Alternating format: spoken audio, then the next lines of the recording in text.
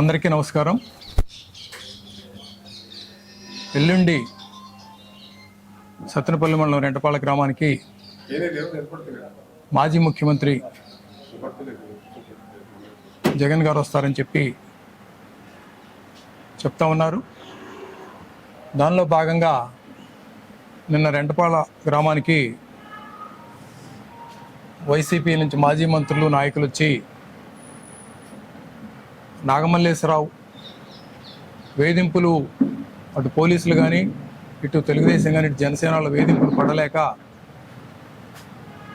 ఆ ప్రయత్నం చేసుకున్నారని చెప్పారు.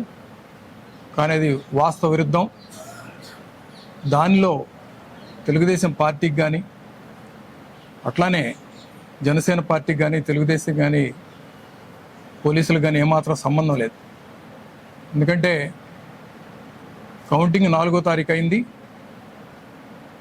4వ తారీఖు ఉదయం పోలీస్ డిపార్ట్మెంట్ వాళ్ళు అటు నాగమల్లేశ్వరరావుని కానీ తెలుగుదేశం వాళ్ళని కానీ స్టేషన్కి పిలిపించారు.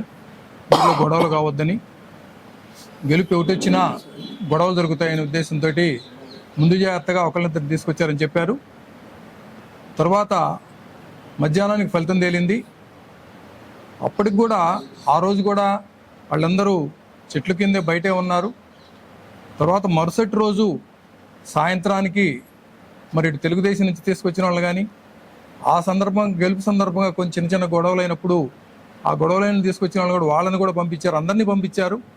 పంపించిన సందర్భంలో నాగమల్లేశ్వరరావు గుంటూరు వెళ్ళాడు, ఊర్లోకి రాలేదు. గుంటూరు నుంచి మరి 6వ తారీఖు ఉదయం వస్తూ మరి ఆ గుంటూరు నుంచి సత్తెనపల్లి మార్గంలో ఎక్కడో పురుగు మందు తాగాడని చెప్పి అటు నుంచి అటు గుంటూరు హాస్పిటల్కి తీసుకెళ్లారు. అసలు ఊర్లోకి కౌంటింగ్ మొదలైనాకనే తను చనిపోయిన తర్వాత ఊళ్ళోకి రావడం తప్ప ఊర్లోకి రాలేదు. ఊర్లోకి రాని మనిషితో తెలుగుదేశం వాళ్ళు ఏం చేయలేదు. ఎక్కడ చిన్న సందర్భంగా కూడా లేదు. తెలుగుదేశం పార్టీకి ఏమాత్రం సంబంధం లేదు. అదేవిధంగా పోలీసులు కూడా వేధించిన సందర్భం ఏమీ ఎక్కడ లేదు. వాళ్ళు కూడా వాళ్ళ మర్యాదగా కూర్చోబెట్టి ఆ సాయంత్రానికి పంపించారే తప్ప అట్లాంటి ఎక్కడ ఏదింపు కూడా లేదు.